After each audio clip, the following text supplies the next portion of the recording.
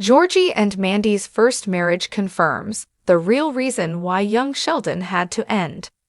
Hello everyone, my name is Alana. Welcome to my channel. Before starting the video, please go ahead and hit the subscribe button and give this video a like. Up the existence of Georgie and Mandy's first marriage effectively reveals the real reason why young Sheldon needed to end. Months after young Sheldon was canceled, despite its popularity, the Big Bang Theory franchise continues with the latest installment in the evolving TV franchise. Georgie and Mandy's first marriage will follow Montana Jordan and Emily Osment's lives as parents to baby Cease.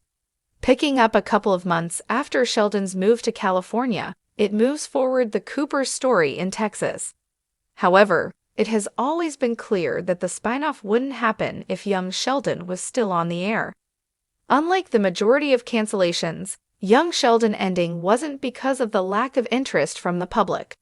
Instead, it was supposedly due to the Big Bang Theory canon, which mandated that at 14, Sheldon would graduate college and move to California for his postgraduate studies at Caltech.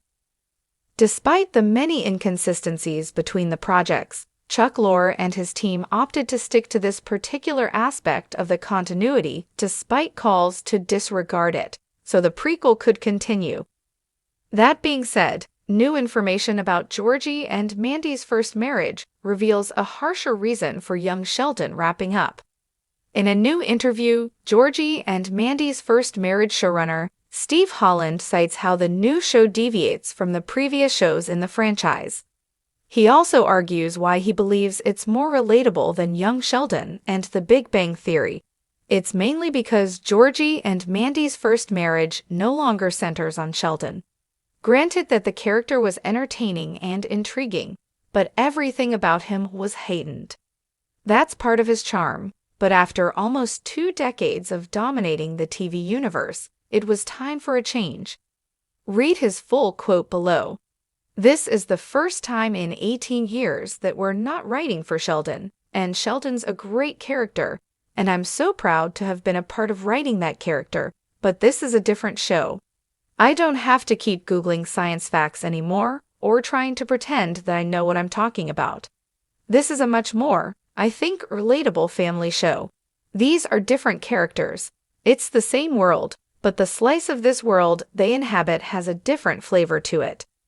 If Lorre and his team wanted to continue young Sheldon, they could have.